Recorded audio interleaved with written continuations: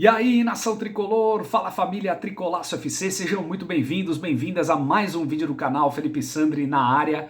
Rapaz, se você não é aqui de São Paulo, olha, a gente tá passando por uma friaca que fazia muito tempo que eu não via. Temos agora no momento cerca de 9, 10 graus com sensação térmica de metade, sensação térmica de 6. A coisa tá feia, eu gosto de frio, adoro, então é muito bem-vindo, mas olha... Mão gelada, nariz gelado, tá aquela coisa. Mas vamos que vamos. Vamos seguir e, claro, seguindo, trazendo notícias, informações, análises sobre o nosso tricolor querido, sobre o São Paulo Futebol Clube. Galera, amanhã São Paulo enfrenta o Jorge Wilstermann, né? Pela Sul-Americana, quinta rodada da fase de grupos.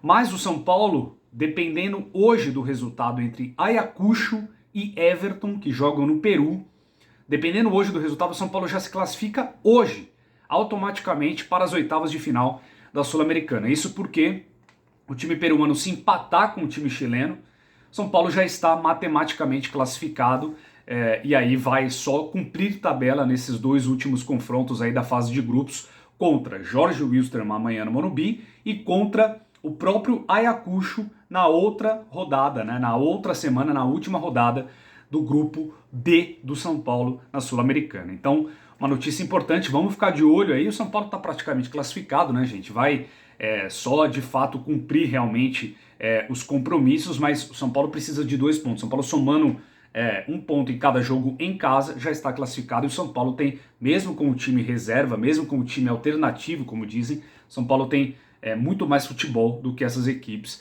O São Paulo sobra no grupo e vai se classificar para as oitavas.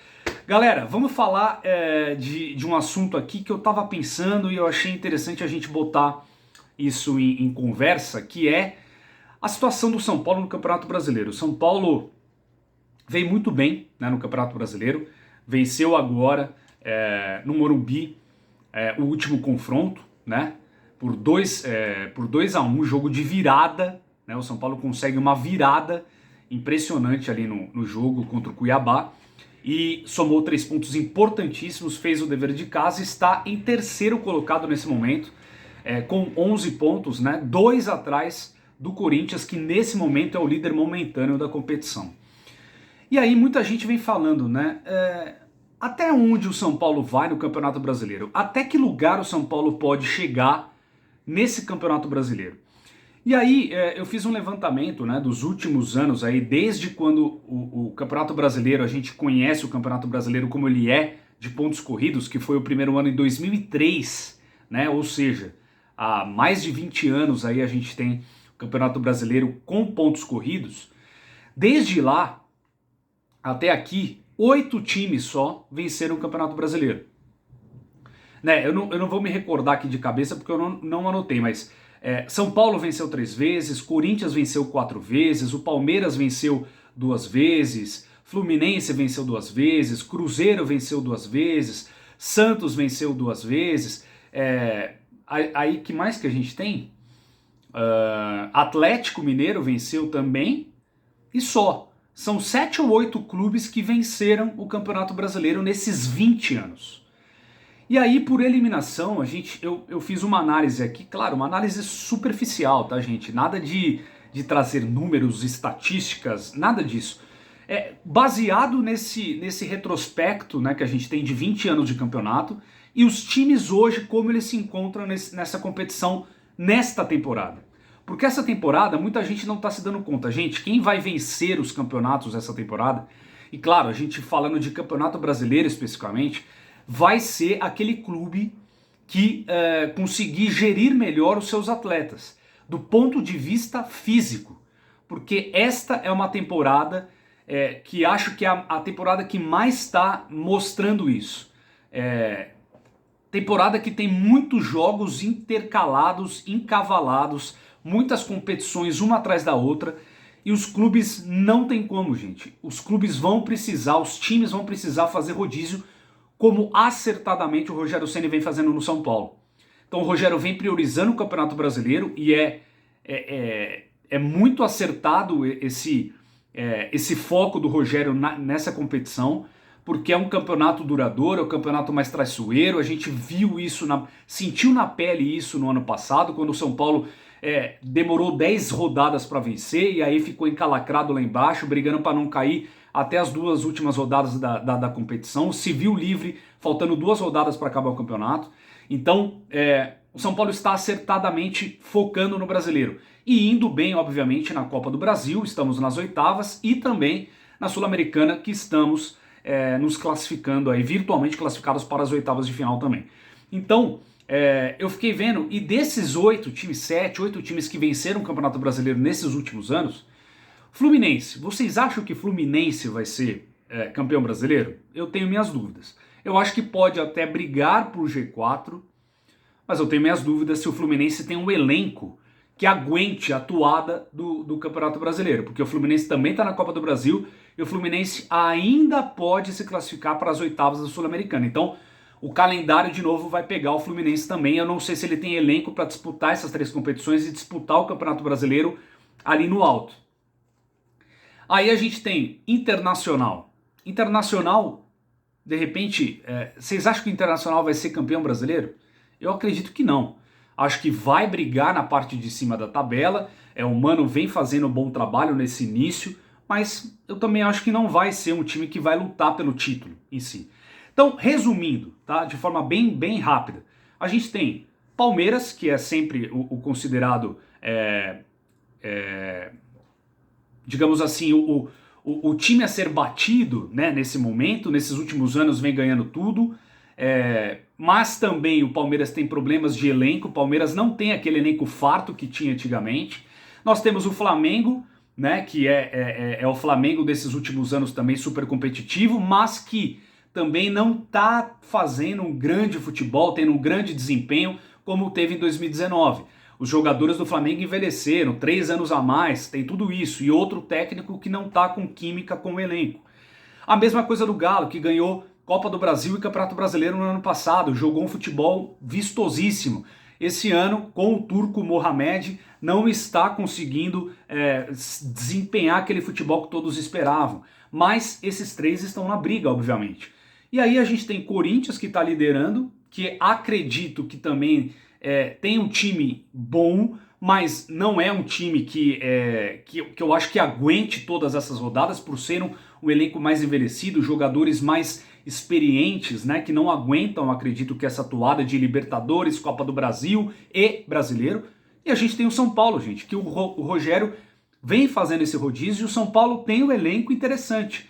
O São Paulo pode não ter um elenco tecnicamente superior aos demais, mas o São Paulo tem peças de reposição. A gente pode sim aguentar a atuada do Campeonato Brasileiro e fazendo esses rodízios nos demais campeonatos. Claro, a Copa do Brasil é um campeonato à parte, o São Paulo também tem que focar, porque a partir das oitavas vão ser jogos a cada mês, né? Então a gente vai ter as oitavas num mês, vai ter as quartas no outro mês, vai ter as semis no outro mês e a final lá no final do ano. Então dá pra gente conseguir intercalar com o Campeonato Brasileiro.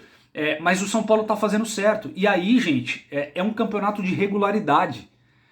Você não consegue ver nenhum time disparando, como foi em 2019 com o Flamengo, como foi no ano passado com o Galo, né? Você não consegue ver isso. Então eu acredito que o São Paulo tem reais... Não é papo de torcedor, gente. Não é papo de torcedor iludido, sabe? Não. É um papo nas reais condições que os clubes estão apresentando até esse momento. É muito cedo, o Campeonato Brasileiro está indo para a 7ª rodada ainda, mas eu acho que esse campeonato é diferente dos demais. Esse campeonato vai premiar aquele time que for mais regular em termos de gestão física do elenco. E eu acho que o São Paulo tem reais condições nesse sentido. O São Paulo é muito forte em casa, tem que manter esse dever de casa. O Rogério falou, mantendo 80% dos pontos em casa, o São Paulo já briga pelo G4. E aí, buscando melhorar fora de casa, que é o calcanhar de Aquiles do São Paulo vai ser competitivo e pode brigar sim pelo título. É cedo, repito, ainda é um recorte muito inicial do campeonato, mas eu acho que essa temporada vai ser diferente. Não tem nenhum time que esteja jogando futebol vistoso hoje, gente. Nem o Palmeiras no Campeonato Brasileiro está jogando tão bem. Tanto que está abaixo do São Paulo, né, em pontuação. Então, eu acho que a gente tem reais condições sim. Quero muito saber a sua opinião. E para a gente encerrar o vídeo de hoje, separei uma informação aqui que o Casares participou da gravação do programa do Sport TV, o Grande Círculo, e ali ele deixou muito claro, algo que a gente já sabia, mas ele externou isso agora, de que não tem como, gente. No meio do ano, em julho, o São Paulo vai ter que vender atletas, vai vender jogadores, sim.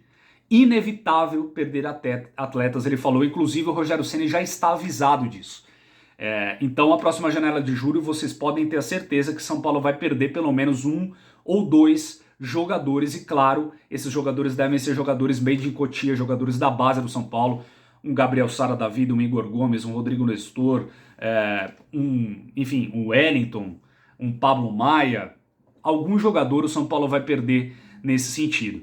E aí, o São Paulo, por quê? O São Paulo prevê, dentro do seu orçamento, né, que foi aprovado pelo Conselho Deliberativo e tudo mais, prevê 142 milhões em vendas neste ano.